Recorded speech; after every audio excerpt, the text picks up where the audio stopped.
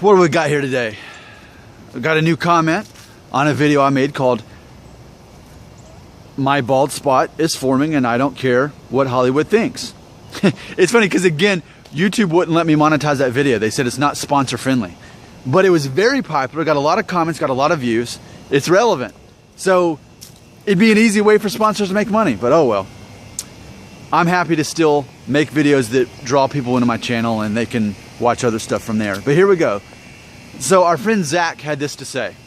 Quote, "Nick, haven't posted in a while, but I've been following your videos. In regards to imminent balding, how do you think your videos will change when you do go bald or buzz it off? At that point, would it just be your take on bald life and people's reactions, etc.?" End quote. You know, that's something I partially wonder myself, because, you know, I don't know when I'm eventually just going to start buzzing it off. I have the liberty and the freedom to do so now that that Hollywood secret thing happened that will air in January 2018 I better stop talking about it. So I could today if I wanted to buzz it off. I'm just not feeling it, and until I feel like doing it, I'm not going to do it. And I'm not going to do it because anyone says I'll look better doing it, even if they're right. Just like with the beard. But how would my channel change if I was either went bald or I buzzed off my hair? How would that change things?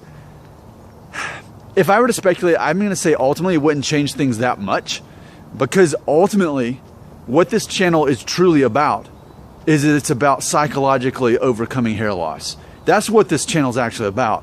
So what I've got on top of my head is really just more than, it's more of decoration, or it's pretty much irrelevant to what I do. Now, I've had some people say, well, Nick, if you started buzzing off your hair, then I'd stop watching.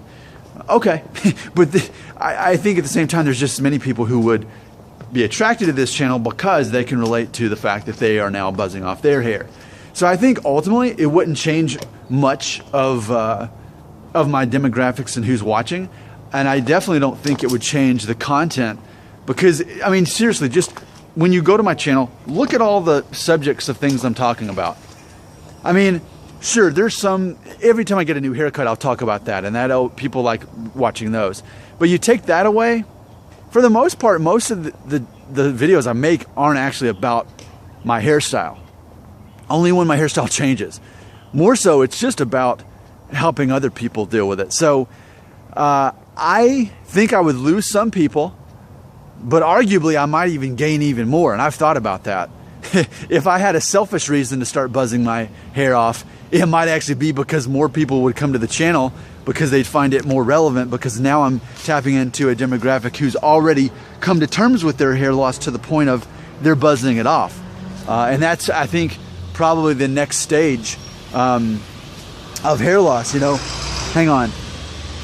Because, you know, a lot of people who watch my channel haven't got to that point yet. They're seeing the first signs of hair loss, they're freaking out, and I can not only have those people watching, but also the people who have already got to the next step, which is to buzz it off. So I think it could actually be a good thing, but until I'm ready, I'm not going to do that. Even if I'm gambling, becoming even more relevant in the hair loss division of YouTube. So there you go. Good question. I like questions.